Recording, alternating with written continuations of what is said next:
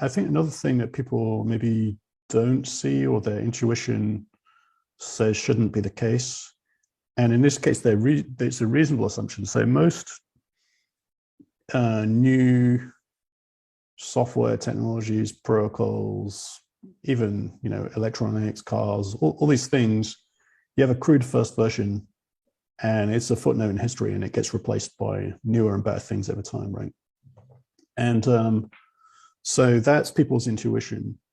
And like as a normal trend, that's a good intuition because that happens with a lot of things. But I think it doesn't apply to Bitcoin. And I also started with that assumption, and I got like deep into the sort of pulled into the Bitcoin rabbit hole pretty deep in 2013 in terms of looking at the protocol. Spent months and months trying to think about any way to improve the protocol, make it so that it would be easier for people to mine with small amounts of hash rate. You maybe need a kind of minimum today, or to make it lower latency, to make it more private, make it more decentralized. So all kinds of interesting and potentially valuable properties from the point of view of somebody from a distributed systems background.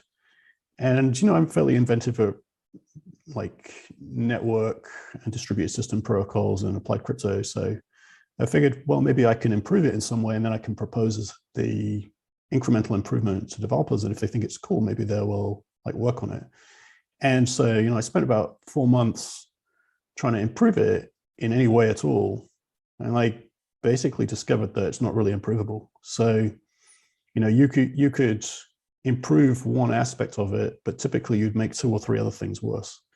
And so it's actually, I think so. So the experience is not just that, you're arguing that it's magically, these magic numbers are perfect, but that's not the point. But the point is that, because some of them are arbitrary numbers, like 21 versus 41 or 42 million, whatever, right?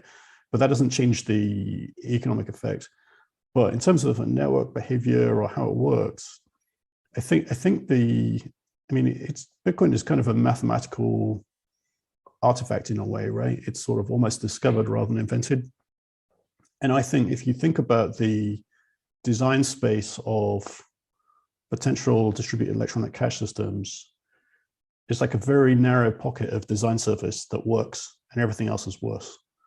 And so maybe that's why it was hard to find, like why people tried for a long time and didn't find a system that could work, and why trying to improve it doesn't really seem to work, because you just get knocked out of this kind of local optima, and there doesn't seem to be any, that seems like to be a global optima too.